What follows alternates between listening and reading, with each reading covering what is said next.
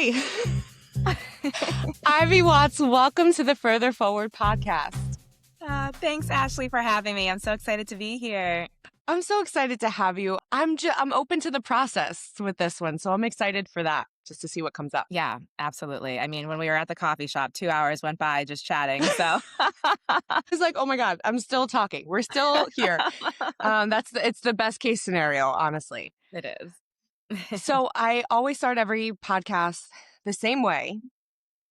Who are you and how are you? I'm going to start with the how am I? I am tired.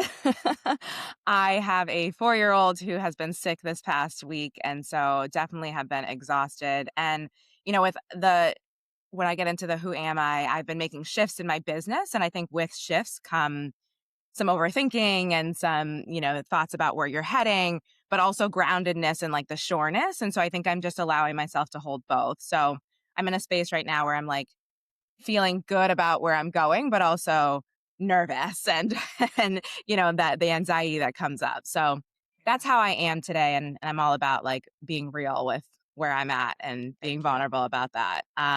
But who am I? I'm Ivy. I am from Massachusetts. As I said, I have a 4-year-old daughter. So I'm a mom. I'm a single mom. And I am a mental health speaker. So I've been speaking for the past 7 years after my own struggle with my mental health as a top performing track athlete. And I speak to student athletes, coaches, corporate professionals. And then over the last year or so, I've been making the shift into somatic healing. So I'm also a somatic coach. And just recently have pivoted to add in the fitness piece with the somatics. And so I've been teaching some somatic fitness classes to help people to regulate their nervous systems and transform how they respond to stress. So that's been a cool thing. So doing a lot of things, entrepreneur, single mom, and yeah, just navigating it all. Yeah, thank you for being so real about, number one, how you are, because one of my reasons for wanting to start this podcast is because I wanted to kind of move away from the sheen of like, I'm fine, everything's great, because it's not real. And I think that what I hear from you is that there are wonderful and exciting things, and you're growing and you're stepping into a new version of yourself. And also, the demands of being a toddler mom and being a single mom are really real. And so it doesn't have to be, or it's not going to be, sunshine and rainbows every day, but it also doesn't mean that everything is circling the drain either. It's this navigation of the both and always kind of being in the middle of it, which is how Absolutely. I always feel. I'm like, Yeah. that's where I play. That's where I live. I wanted to ask about I want to ask several questions about your work, but I wanted to start with, if you will indulge in however much or however little you want to talk about publicly, but what were the kinds of things that you were experiencing that kind of led to like the breakdown into the breakthrough, if I could frame it that way, or maybe you frame it differently, but what happened? Where were you in life? I'm totally stealing that line, Ashley. The breakdown into the breakthrough. Go for it. I Go for love it. that so much. Amazing. Yeah. Yeah, so I struggled with my mental health from when I was a young girl, and times are so different now where you can just see a bunch of mental health resources on social media. People are giving you like motivational quotes Yeah. around mental wellness, and the stigma has definitely broken. But back when I was a young girl and growing up in a Black family, like we just didn't talk about mental health, and so I didn't realize like the anxiety, the way it was showing up in my body, stomach aches and trembling and headaches. I didn't realize that was my body communicating to me that I was struggling with anxiety, and the signs were not there. I mean, I think my parents always knew that I was stressed, but they didn't know how much it was affecting my ability to get through the day and to take a test. And being a top performing track athlete, it was just like another mask. Like you said, like you have this podcast so people can, take away that mask and not always just say that they're fine. But that's exactly what I had. I just had this perfect mask, and that's what I wanted people to see, but really crumbled underneath the pressures, underneath the expectations of being this top performing track athlete. And the anxiety led to self-hate and to lack of self-worth and self-doubt, and it was just this vicious cycle, and I tied my self-worth to an accomplishment, and when I didn't reach it, I just fell more into a depression and struggling with suicidal ideation, and it was just this loop that I didn't feel like could be broken because I didn't know that that was even a possibility. So that was really the breakdown when I was struggling so deeply, and the breakthrough came. So thankful for this one friend who was vulnerable and shared about her own struggle, and Wow. that was the reason why the stigma for me started to break down, because I saw her as perfect, and she admitted that she wasn't, and that she was getting help through therapy, and I was like, I can do that too." And that was the day that completely changed my life, and I found a therapist and really started to do some deep healing and learn tools for self-care and self-love that I wish I had learned when I was 8 years old and started struggling with the anxiety and feeling like I didn't fit in, feeling like I wasn't enough, and, that's just been the path that was like, "I don't wanna gatekeep this. I wanna share Yeah. it with other people," and that's what led to the breakthrough, really. Wow. I always have those kind of moments where I look back and everything makes sense. Not that I would Mhm. ever want myself to go through anything, but the reality is Right. we're all going to go through stuff. Like Exactly. no one's getting out, just kind of skipping through life and nothing ever goes wrong. And so if we are going to have to go through struggle, if we are going to have Mhm. to go through periods of hardship, for me, the best I can do is kind of look back and take meaning from it and Yeah. bring it forward in a way that feels more productive or more of service, like bringing people with you and helping other Mhm. people because we're as unique as we are, we're not unique. We're never the only ones going through what we're going through, but it feels that way when you're in the thick of it. It feels, again, coming back to starting this podcast, is like there's so many times where I felt like, why does every other woman have it together and I don't? Why am I the one that's, you know, like crying or Mhm.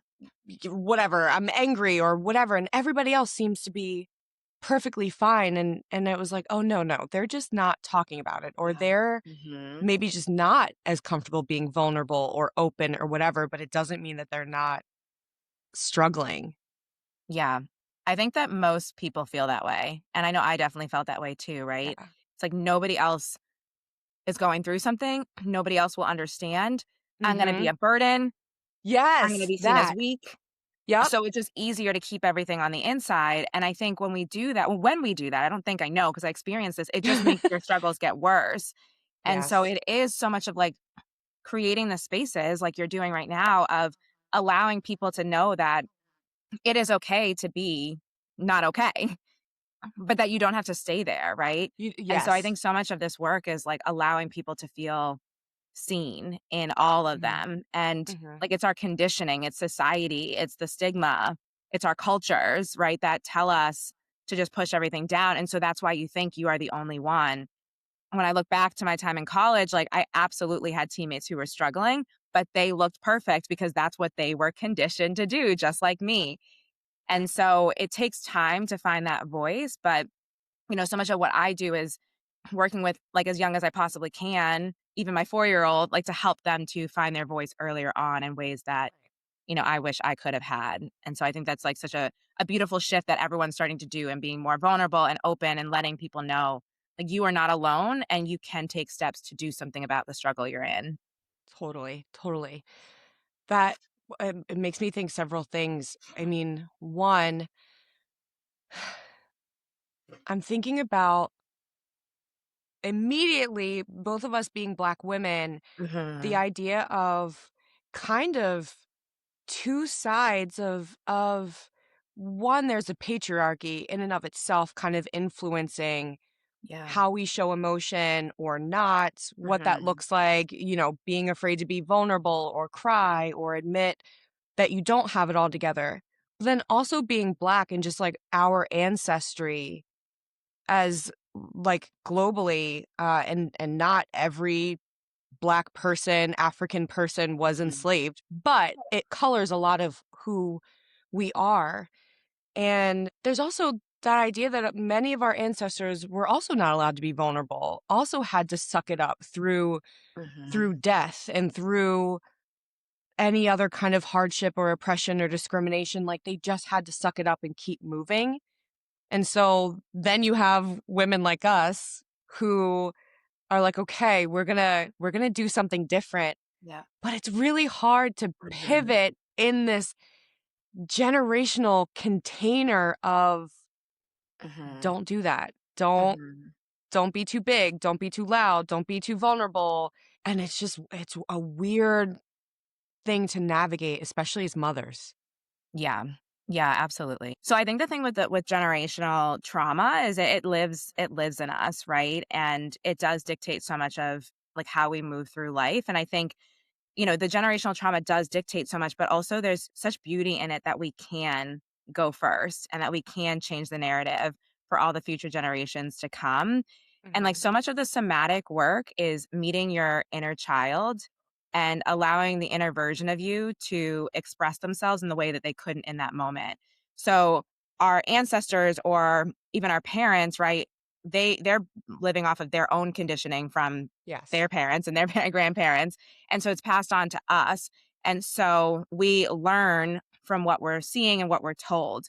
And so in those moments when we wanted to express ourselves, cry, scream, shout, push back, set a boundary, speak our truth, all those things, whether it's when you're a toddler, a child, an adult, like, it's going back and meeting those times and allowing that version of you to say the words that you needed to say, to set the boundary, to Mhm. allow yourself to kick and scream and roar, and to really just allow your nervous system to start to see, like, it is safe to be able to express yourself.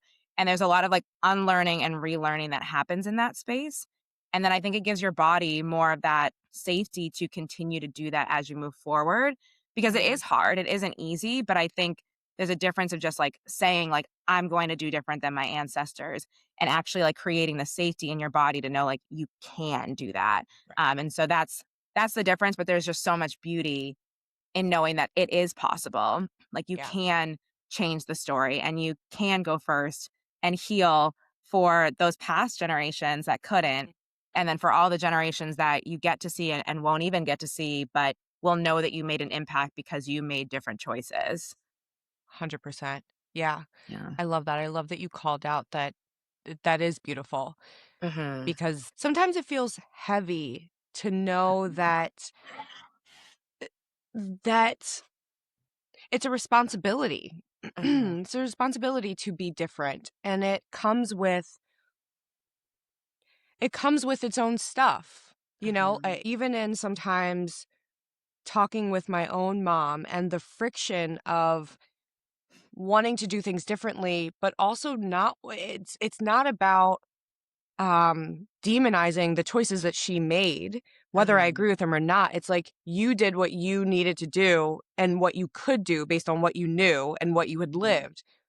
So Mhm. me saying that I want to do something different, it doesn't mean that what you did was bad or whatever. It's almost not about you in a way, Mhm. but there's a lot of friction in wanting to break cycles and to do things differently. So sometimes for me in my body, it has felt heavy and it has felt like yeah, like a real responsibility to be Yeah. catching myself in moments Mhm. with Zion, with Mark even, Mhm. with also myself and the narrative that's going on in my own head and being Mhm. really for real about interrupting these patterns and being like, nope, that's not the person you want to be. Go Right. apologize. Go, like, you know Mhm. what I'm saying? Like, Yes. it's a big deal. It's a Yeah. big deal.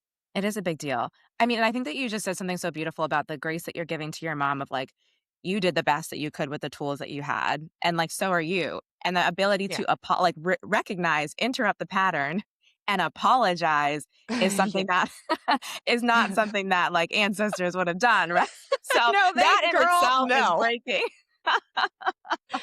So true. Nobody was apologizing to your ass, okay? Like, it just was what it was. Can you tell me more about the idea of going back to your inner child, because Mm, immediately when you were talking, I thought,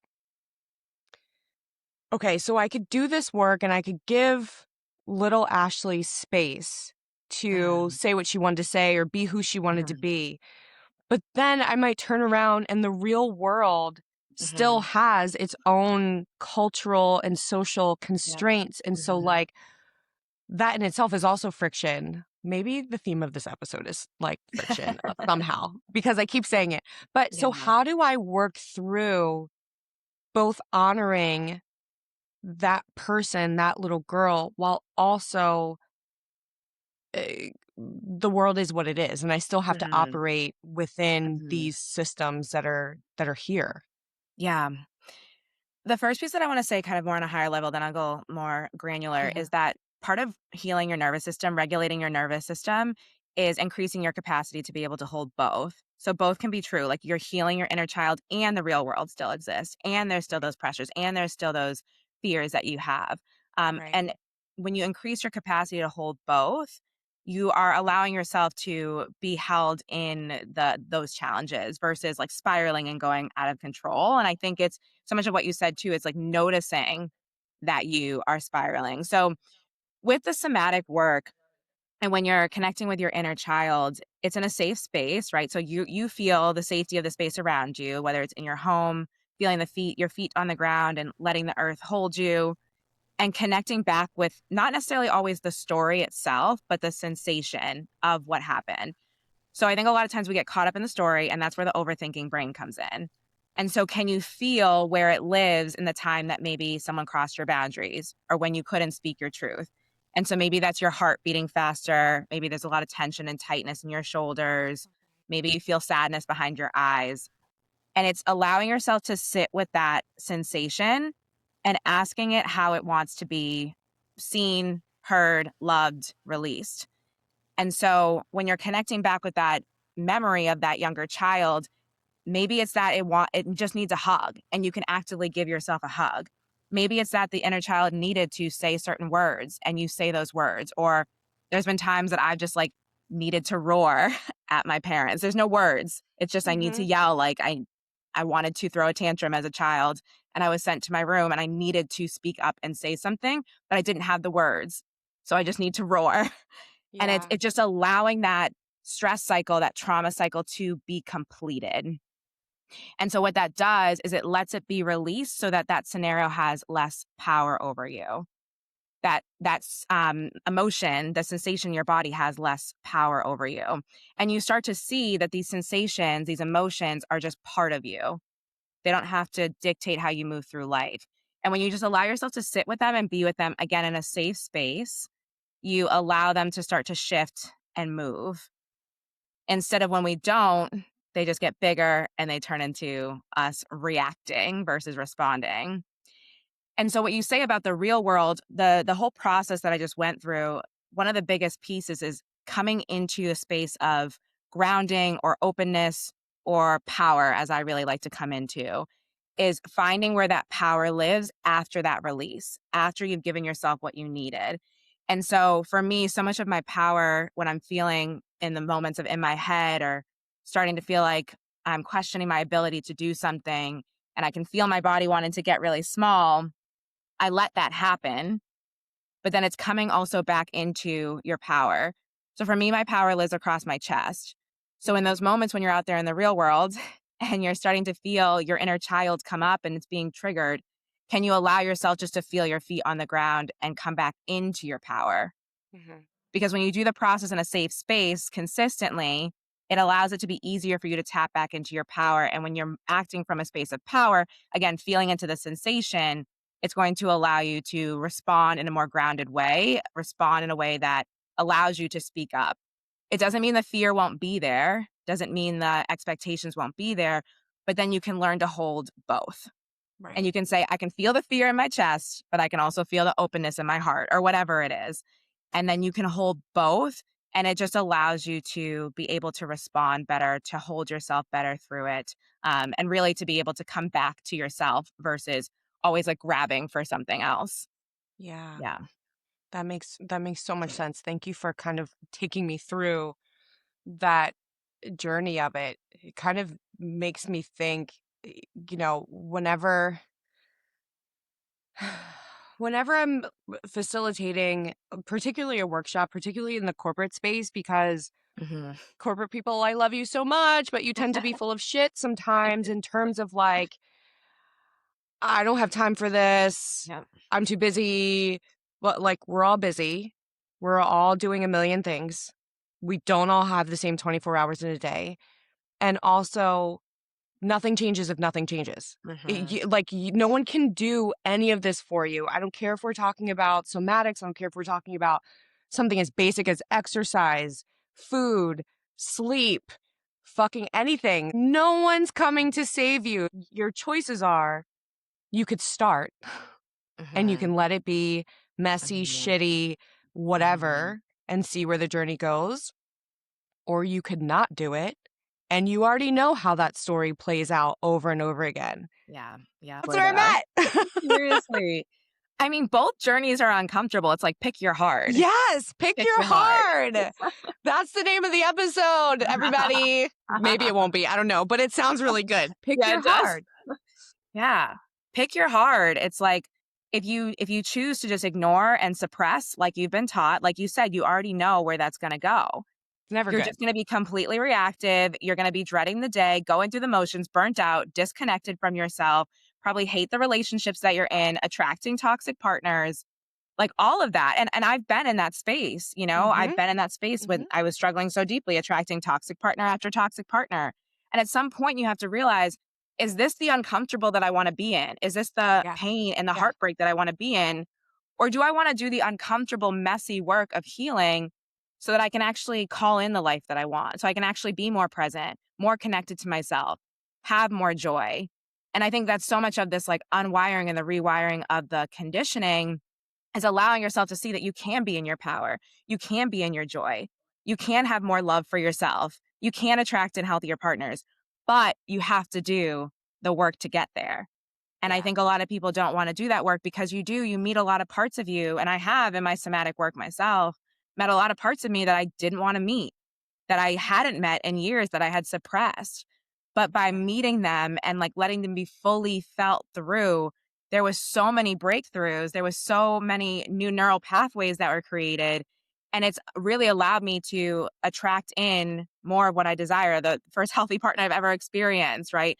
More of what I desire in my business for myself, more patience as a single mom, all of these things that I've wanted, but I was pushing away because I was pushing away the bad too. Like we Yeah. can't expect the good and only want the good. Like we have to also feel the bad. And I think I also try not to label it as good or bad because like Fair. sadness and anger, like those are just normal human emotions. And the sooner that you can accept that they're normal and you don't push them away, the easier the healing journey is going to be. So yeah, if you want the good, you can't just pretend like that bad stuff, never happened. You Right. have to be able to meet it. Yeah. Right. You like, it's the sort of like trying to outrun it that everything starts to become inauthentic, maybe. Mhm. Maybe that's what I experience with folks. If I sit and try to think about uh certain relationships that I've been in, or even, kind of looking at everyone else and being like, why does everyone else have it together and I don't? And maybe what I was feeling was that even though I didn't always have the best ways to sit in the hard, especially in the Mhm. past, like I Mhm. wasn't running from it. I just didn't have the healthiest tools to like sit in it. But I Mhm. kind of knew that that was the only way to get on the other side of it. Right. And what took me so long is just like not having the tools, but sitting in it and being okay with it. And it's kind of, it's just so human. Like, why would we Yeah. expect everything to be good? Yeah. Why would we expect it to be easy? Like, why everything is like a pill, a shake, an app, Mhm. a Mhm. whatever. If it Mhm. fucking worked, it would have worked already. I completely agree. And we're wired for like instant gratification. And, Yes. it's the same thing. Like if you go to the gym and you don't lose 15 pounds in that 1 week, like you're just never going to I go know you're back. quitting. It's like it's not going to happen. And with your Mhm. healing, it's not like when you have that like kind of like check mark, like that you can almost like you feel and you see the results, but you're not going to reach this like destination because I've done so much healing. I'm in such a better space than I was when I was, struggling so deeply with depression or, when I first became a single mom and like navigating all of that. And I'm in such a more grounded space, but yet I still struggle.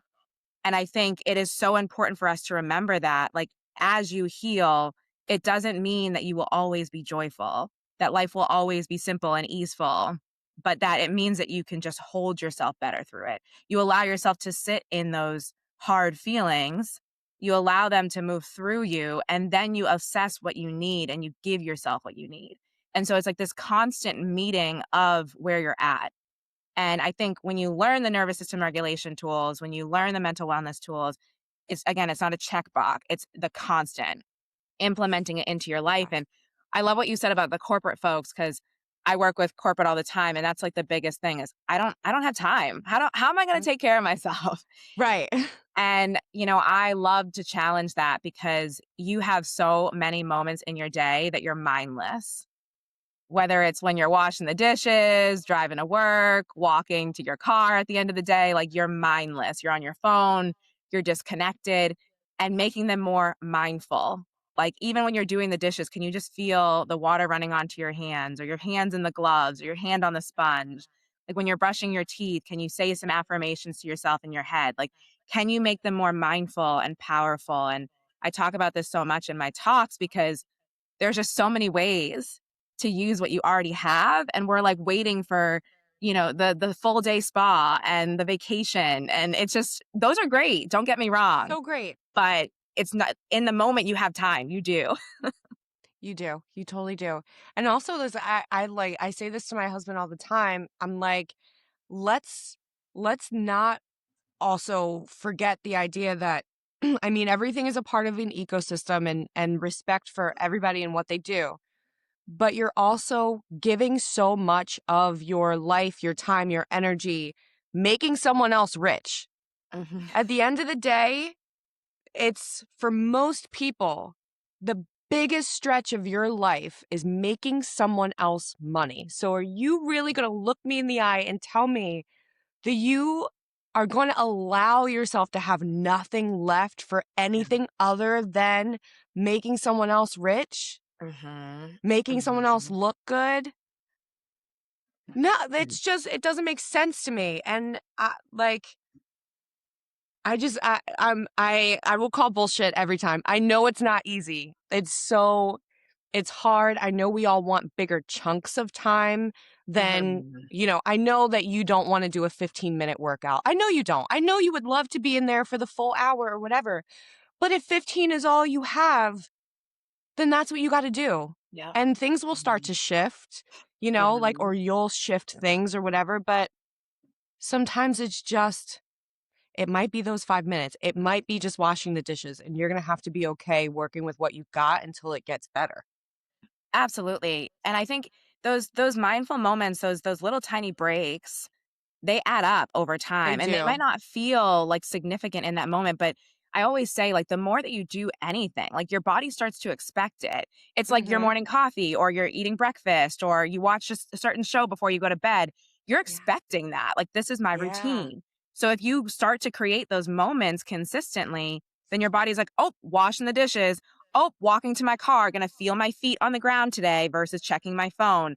It becomes an expectation, and then self-care doesn't feel like this far-fetched idea. It's a part Yes. of you. It's something that you just do, and it builds, just like alternatively, it builds into worse mental health challenges.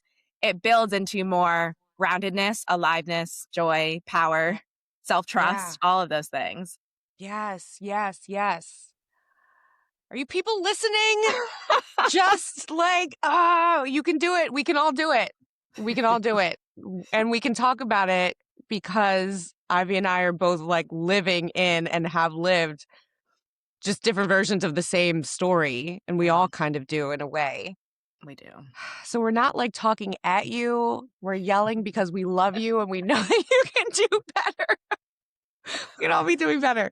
Um, so can you tell me how this has shifted into adding fitness into the Mm. mix? Yeah. What, like, when did you realize that that would be a greater unlock? And then what's been happening since then? Yeah, yeah. So, as I mentioned, I talk a lot about, like, the ability to hold both, so I'll get there in a minute, but I think that, as you said earlier, everything that you do kind of leads you to a certain point, Mhm. and I am a big believer. A student asked me this recently, "Would you change anything in your story?" And I said, "No," because if I didn't experience the struggles I did as a track athlete, I wouldn't be a speaker. If I didn't experience, the my relationship ending and experiencing abuse and going through becoming a single mother, like, I wouldn't, be at this point to be able to have this new version of my story and be Yeah. able to start going into somatics, which really was the biggest piece of my healing for me outside of therapy. And so once I found somatics, I got into somatic coaching, and I liked it a lot, and I've been doing different somatic movements and doing, like, group containers and things like that, and that's been really fulfilling. But I was in my basement one day, and I was thinking about this term called pendulation, which is a somatic tool, which is where you increase your capacity to hold both the activation and the regulation. And so you move into an activated state, and then you allow your body to come down into that regulation.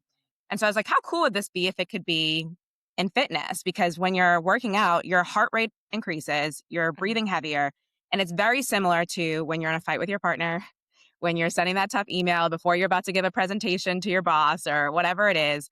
Like, you're going to be in that fight or flight. Yeah. And so many of us are, most of us, all of us are used to that fight or flight. But the issue is, as we've been talking about here, is we stay in that fight or flight. And so then it gets stored in your illness, your inflammation, your tight shoulders, your chronic back pain, all of that.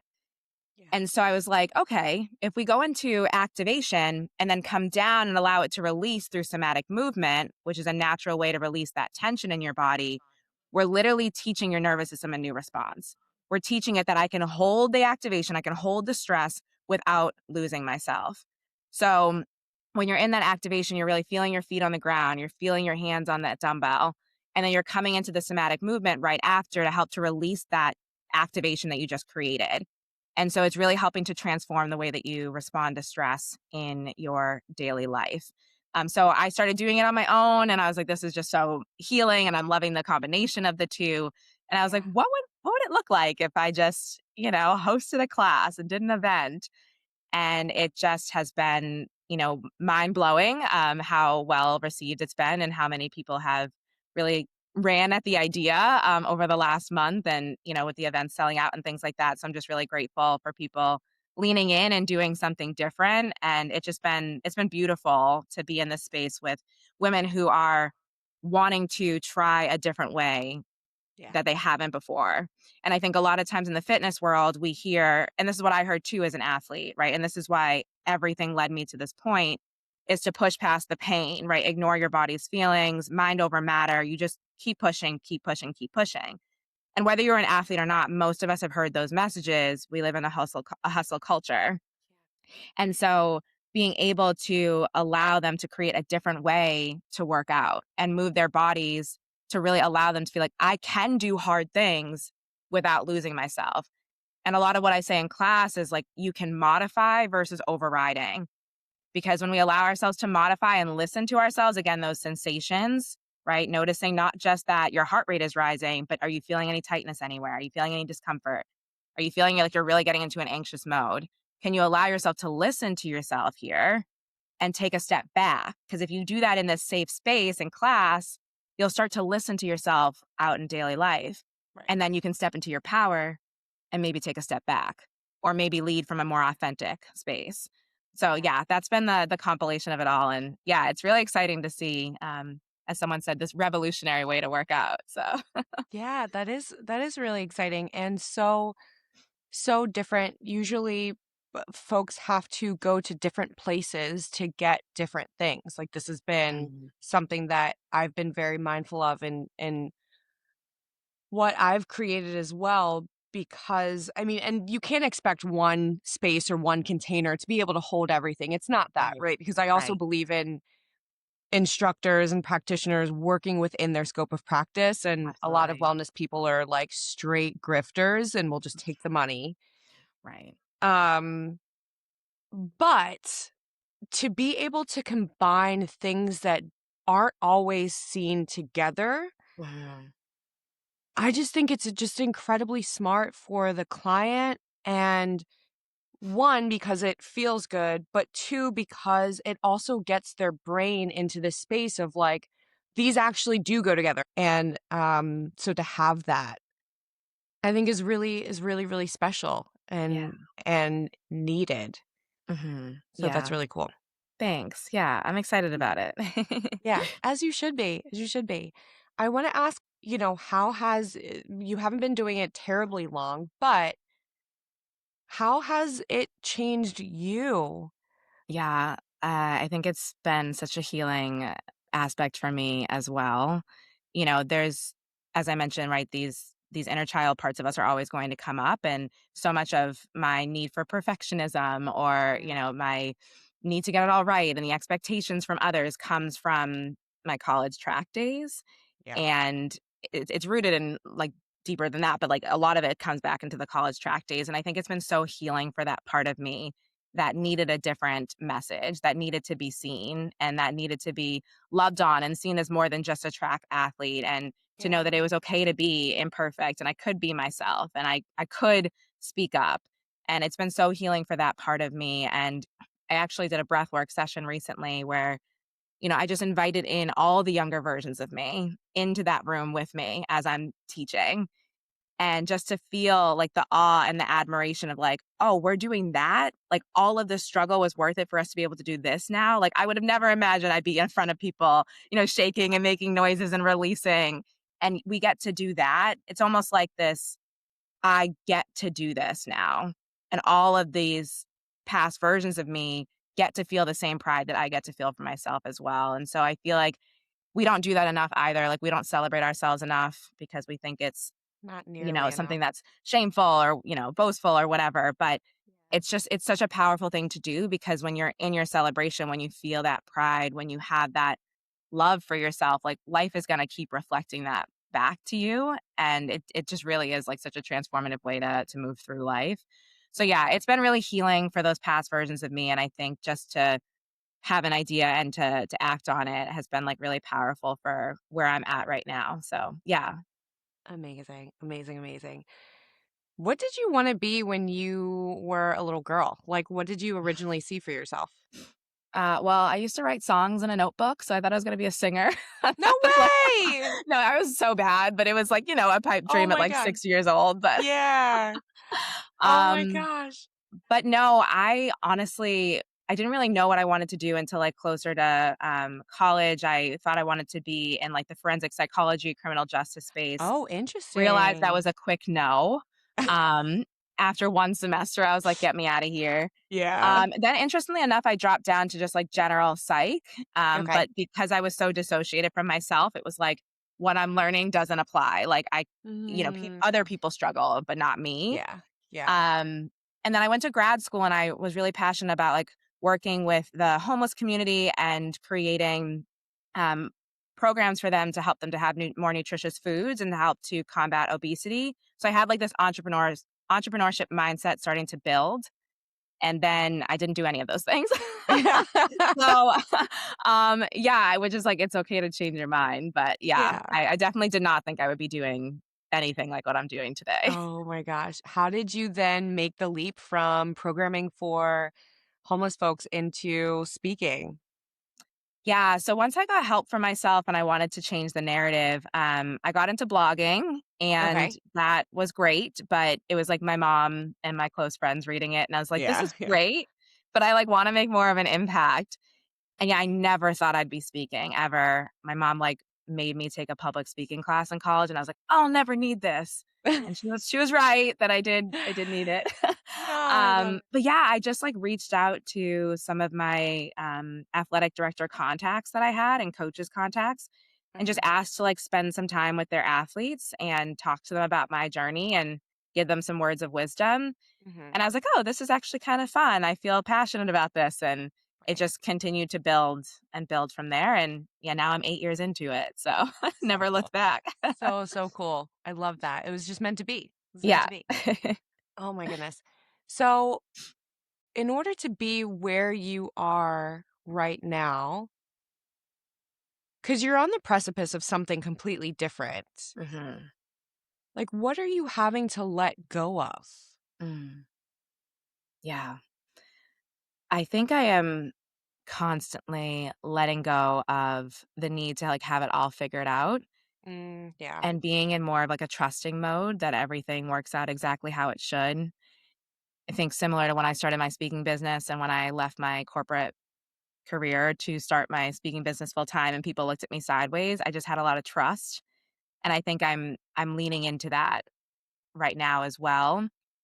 Hmm. And yeah, I think I have to let go of yeah, just like the expectations that other people have. I think I've become like known as the speaker and it's like, okay, well, are you still going to speak? It's like, yes, this is something that I still want to do. However, like my priorities have just shifted and Yeah. that's okay. I have my daughter now and traveling for work is not as easy as it used to be. And so yeah, it's just I think letting go of, like, the need to have it all figured out right now and just, like, trusting that it'll all unfold and Yeah. things change and grow and evolve, and all of that is okay. 100%. 100%. Yeah. Thank you for sharing that. Yeah. It's it's such a natural part of growth that I think is not talked about. There are parts that I've had to let go of that I also loved and Mhm. like or people that I loved and just like everything can't go forward with you or Yeah. everything won't serve the higher version of yourself and sometimes you're happy to let things go or people go or jobs go and sometimes it's really hard to Yeah. let the past be the past. Mhm, mhm. So I'm always curious of like how folks are navigating that because it's hard Yeah, for me. yeah. I think Yeah. too, like, like, tie so much of our self-worth and identity to those pieces of us, whether it's a career Mm. or a relationship.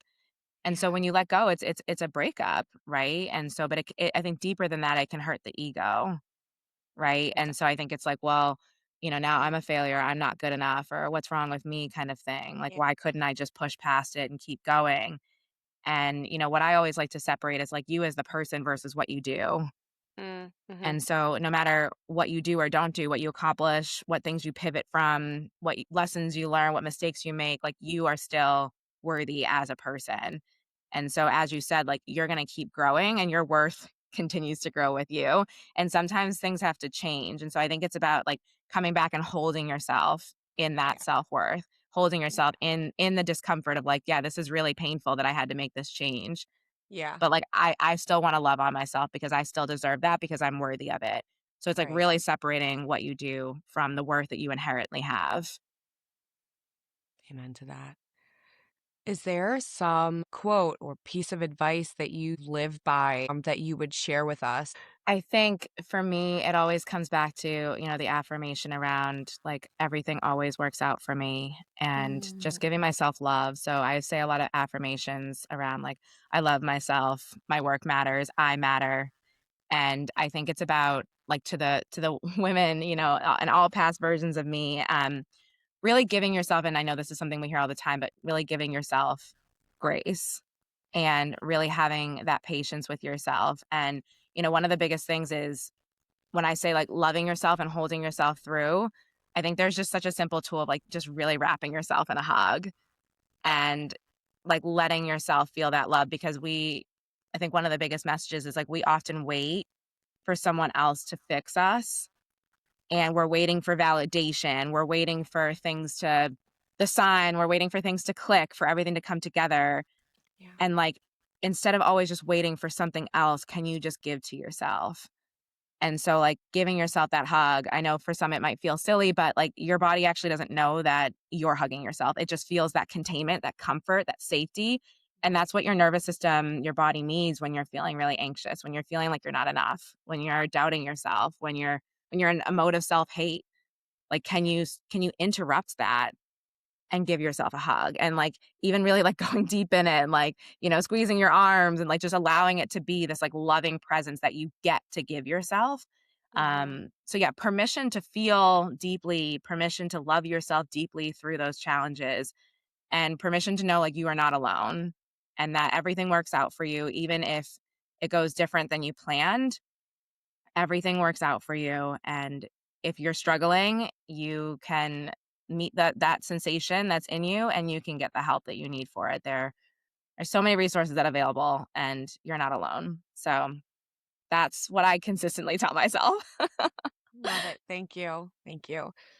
Can you tell everybody as we wrap up here where they can find you, what you have coming up on the horizon, like do all of your plugs, everything that matters to you that you want us to know? Yeah, absolutely. So for the purely somatic side of everything and mental health and speaking, you can find me at ivywattspeaks.com or at ivywattspeaks on Instagram or Facebook. And so there I post about my somatic work. And if you have an organization that is looking for a mental health speaker, always happy to come and chat. Or you have a child that is in school and they're looking for a speaker, always happy to connect. I do travel, but I live in Boston, so things that are local are wonderful. Yeah. I also have different somatic coaching programs that I host. So I do a 30-day activation called Reclamation, where we really walk through how to really deeply feel those sensations in your body, how to let them be moved through, feel safe in feeling that anger, releasing some of your conditioning and stepping more into your power and joy. And so I do those. And then if you're looking for the somatic fitness piece, you can check me out at Squat and Reset on Instagram or squatandreset.com. And I have local classes in Massachusetts, in Dedham, and Boston.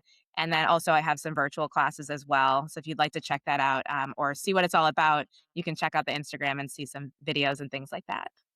Yay. Thank you so much Thank you. for coming on this podcast, for sharing yourself, for sharing your work, for being such a. I hope people watch this episode on YouTube because you're so bright and lovely. And I mean, I know that it will resonate when people hear your voice as well, but I hope that people just really take away your wonderful energy and also take away the fact that they really will be okay and that there is some pathway forward. There is always light in the darkness. There always is. Amen. Amen. Thank you so much for joining us. People, make sure you follow Ivy. Go get yourself to a squat and reset class, and we'll see you next time. Awesome. Thank you, Ashley. Thank you, friend.